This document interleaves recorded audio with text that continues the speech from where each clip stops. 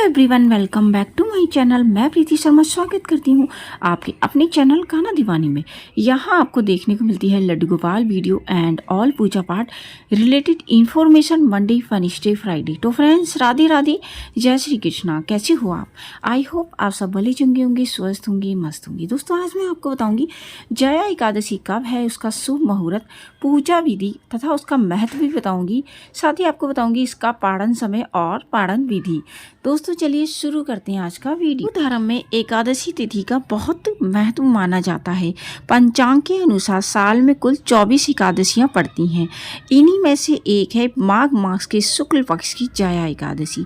इस दिन भगवान विष्णु की पूजा करने का विधान है। जया एकादशी को 50 योनि से मुक्ति दिलाने वाली एकादशी माना जाता है। जया एकादशी के दिन व्रत रखने से भगवान विष्णु की कृपा प्राप्त होती है और श्री हरि का आशीर्वाद से मृत्यु के बाद उनके वैकुंठ धाम में स्थान मिलता है। साथ ही पितरों को पिशाच योनि से छुटकारा मिलता है और उन्हें मोक्ष प्राप्त होता है। अगर आप भी इस बार जया एकादशी का व्रत रखने वाले हैं तो इस बात का ध्यान रखें। वैसे तो एकादशी को सभी व्रतों का राजा कहा जाता है। अगर जया एकादशी की बात करें तो इसका महत्व और भी बढ़ जाता है। एकादशी एक ऐसी तिथि है जिसमें आपके पितृ नरक भोग रहे हो ना, और उनको मुक्ति नहीं मिल पा रही हो, नरकगामी हो, तो आपके व्रत रखने से आपके पितरों की परेशानी तो दूर होगी, साथ ही आपको भी इसका फल प्राप्त होगा। आपको जितना भी भौतिक जगत में सुख है, इस पृथ्वी लोक में सुख है, वो तो मिलेगा ही, साथ ही आपके मरने के बाद भी आपको स्वर्ग की प्राप्ति होगी। तो दोस्तों, एकादशी का व्रत है वो 19 तारीख को प्रारंभ हो रहा है, लेकिन उदय तिथि के अनुसार जिस दिन तिथि उदय हो रही हो सूरज के साथ, उसी दिन ये माना जाता है। तो इसलिए 20 फरवरी को ही इसका व्रत रखा जाएगा। 20 फरवरी को ही सभी जगह पर व्रत रखा जाएगा, जैसे बांके बिहारी मंदिर हो गया, खाटू श्याम हो गया, इस्कॉन टेम्पल हो गया, सभी जगह पर 20 फरवरी को ही एकादशी का व्रत रखा जाएगा। तो ये तो कंफर्म हो गया कि जया एकादशी का व्रत 20 फरवरी 2024 को ब्रह्म पुराण और भविष्योत्तर पुराण दोनों में जया एकादशी का महत्व का उल्लेख मिलता है। स्वयं भगवान कृष्ण ने युधिष्ठिर को इस दिन का महत्व बताते हुए कहा है कि इस दिन का उपवास करने से व्यक्ति को ब्रह्म हत्या जैसे पापों से मुक्ति मिलती है। जया एकादशी के मुहूर्त की बात कर लेते हैं। पंचांग के अनुसार माघ मास के शुक्ल पक्ष की एकादशी 19 फरवरी 2024 को सुबह 8:49 पर शुरू होगी और अगले दिन 20 फरवरी 2024 को सुबह 9:55 पर समाप्त होगी। पूजा मुहूर्त सुबह 9:45 दोपहर के 2 बजे तक रहेगा। एकादशी के व्रत का जो पारण का समय रहेगा वो रहेगा 21 फरवरी 2024 सुबह 6:55 से 9:11 तक जाएगा। पारण तिथि के दिन द्वादशी समाप्त होने का जो समय है वह सुबह 11:27 तक है। एकादशी के महत्व की बात कर लेते हैं। पद्म पुराण में जिक्र किया गया है, जया एकादशी व्रत करने से हर तरह के पाप और अधम योनि से मुक्ति मिलती है। साथ ही साधक को जीवन में सभी भौतिक आध्यात्मिक सुख मिलते हैं। मान्यता है कि जया एकादशी व्रत करने से मरणोपरांत मोक्ष की प्राप्ति होती है। अंत में नियमों का पालते हुए इस व्रत का पालन करिएगा। दोस्तों, 10वीं तिथि से ही इसके नियम स्टार्ट हो जाते हैं। तो आपको पता ही है 10वीं तिथि का जो प्रारंभ है वो 19 फरवरी को ही होगा। तो 19 फरवरी को आपको चावल वगैरह बिल्कुल नहीं खानी है, प्याज लहसुन का प्रयोग नहीं करना है और दिन छुपे से पहले आप भोजन कर लेना, जिसमें आपका प्याज लहसुन चावल और मसूर की दाल कांसे के बर्तन में भोजन ना करना। यहाँ तक कि आपको ब्रह्मचर्य का पालन करना है। भोजन आपका पूर्णतः सात्विक होना चाहिए, तो भोजन आप कर लीजिएगा, लेकिन बाद में अगर आपको भूख लग जाती है तो आप फल या दूध ले सकते हैं। ठीक है जी। और ब्रह्मचर्य का पालन करिएगा। पृथ्वी शयन करिएगा, इसमें बहुत ही विशेष महत्व होता है इस चीज़ का। और आपको एकादशी वाले दिन उठना है, यानी कि 20 फरवरी वाले दिन उठने के बाद दोनों हाथों का मंथन करिएगा।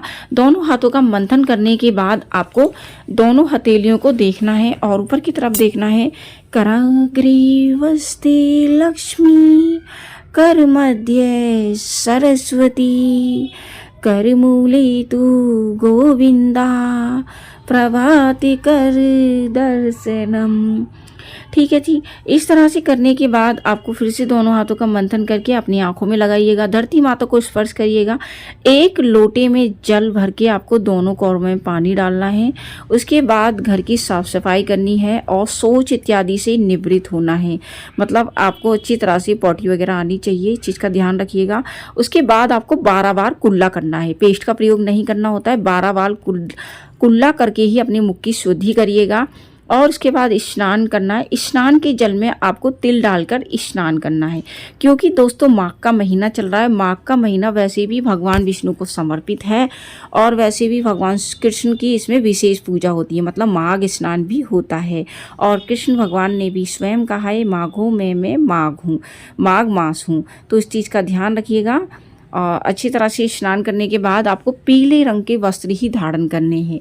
और इसके बाद आपको एक लोटे में जल और काले तिल डालकर सूर्य भगवान को जल चढ़ाना है। तुलसी माता की विधिवत पूजा करनी होती है इसमें। तो तुलसी माता को जल चढ़ाइएगा, हल्दी कुमकुम लगाइएगा या चंदन का उनको टीका लगा सकते हैं, फूल वगैरह चढ़ाइएगा। और दोस्तों उसके बाद उनकी परिक्रमा कीजिएगा। आप में सामर्थ्य तो 108 कर सकते हैं, नहीं तो 21 या फिर 51 परिक्रमा भी कर सकते हैं। ठीक है दोस्तों, इतना करने के बाद आपको दिया वगैरह प्रज्वलित करने के बाद आपको नीचे आ जाना है। चौकी लगानी है, चौकी पे पीले रंग का कपड़ा बिछाइए और एक अखंड दीपक का निर्माण करिए, जिसमें थोड़ी सी हल्दी जरूर डालनी होती है और थोड़े से तिल डाल दीजिएगा। ठीक है, अखंड दिया आपका जब तक जलेगा जब तक आपका पारण नहीं हो जाता है। तो इस चीज़ का ध्यान रखिएगा दोस्तों। पारण जब तक नहीं हो जाता तो इसलिए बीच में आप तेल वगैरह उसका चेक करते रहिएगा। अगर तिल के जला रहे तो थोड़ा सा घी उसमें ज़रूर डाल दीजिएगा।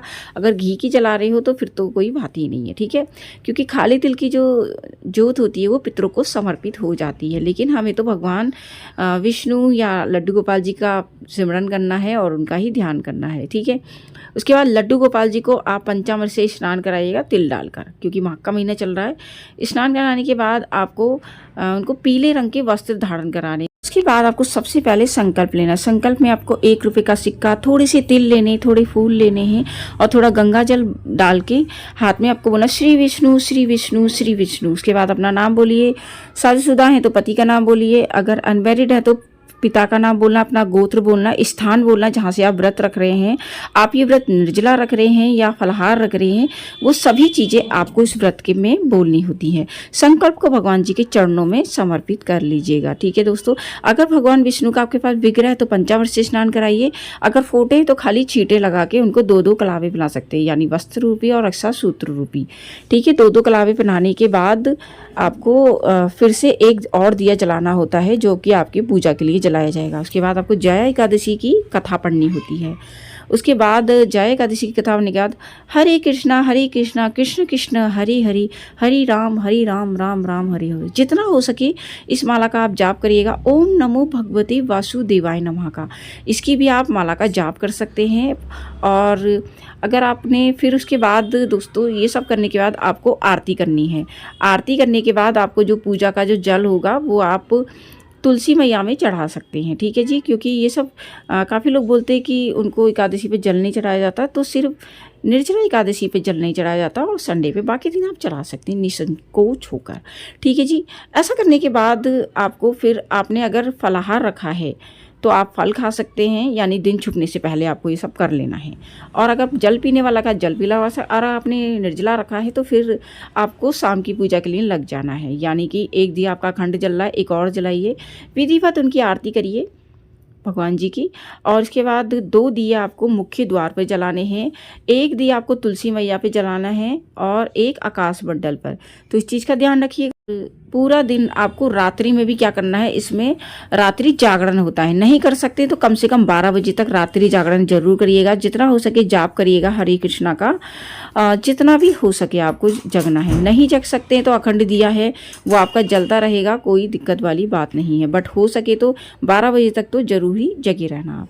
ठीक है, फिर आपको नेक्स्ट डे उठ रहा है, यानी कि 21 तारीख को जो पारण का समय 6:05 से 9:11 तक, तो इस तरह से इसी बीच आप पारण कर लिएगा। आपको सबसे पहले खुद उठना है और इसी तरह से हाथों का मंथन करना है, धरती माता को स्पर्श करना है, कोरबों में पानी डालना है और आपकी घर की साफ़ सफाई करने के बाद 12 बार कुल्ला करके फिर से स्नान करना है और शुद्ध कपड़े पहनने हैं। लड्डू गोपाल जी को भी पंचामृत से स्नान कराइए। आज के दिन आपको क्या बनाना होता है, या तो आप पोहा बना सकते हैं, या आप चावल की खीर बना सकते हैं, या आप खिचड़ी बना सकते हैं, पुलाव बना सकते हैं, मतलब चावल की कोई भी चीज़ बनानी है। आप एकादशी को चावल नहीं खाया जाता, लेकिन द्वादशी को चावल जरूर खाया जाता है। तो इस तरह से करने के बाद सबसे पहले आप लड्डू गोपाल जी को अपने पंचामृत से स्नान सुंदर से वस्त्र पहना दीजिए और मंदिर में विराजित कर दीजिए। विधिवत आपको तुलसी मैया की पूजा करनी है, दिया जलाना है, परिक्रमा करनी है, सूर्य भगवान को जल चढ़ाना है, और उसके बाद आपको लड्डू गोपाल जी को आपने जो भोग, खीर हो या पोहा हो या खिचड़ी हो, वही आपको भोग लगाना है। और उसके बाद आपको पूजा वगैरह करने के बाद ब्राह्मण भोग निकालना है। तो ब्राह्मण भोग जरूर निकालिएगा। ब्राह्मण को घर पे बुला के खिला सकते हैं तो बहुत अच्छी बात है। दक्षिणा जरूर दे दीजिए। ब्राह्मण भोग के लिए नहीं मिल रहा है तो आप पैसे निकाल सकते हैं या मंदिर में भिजवा सकते हैं, ठीक है जी। उसके बाद आपको जो आपने भोग वगैरह सब निकाल दिया है, पूजा आपकी कंप्लीट हो गई है, तो जो आपने लड्डू गोपाल जी को भोग बनाया है और जिस पंचामृत से आपने लड्डू गोपाल जी को नहलाया है, पंचामृत से आपने नहलाया होगा तुलसी पत्ता डाल के, वो तुलसी पत्ता पंचामृत सबसे पहले खाना है, फिर भोग वाला खाना खाकर ही आपको व्रत का पालन करना है। तो दोस्तों ये थी कुछ जानकारी जय एकादशी के बारे में। आई होप कि आपको ये वीडियो बहुत पसंद आएगा। वीडियो पसंद आया हो तो वीडियो को लाइक शेयर करिएगा। चैनल पे नए तो चैनल को सब्सक्राइब करना बिल्कुल ना भूलें। दोस्तों मैं मिलती हूँ न्यू वीडियो में, तब तक के लिए हरे कृष्णा, राधे राधे फ्रेंड्स।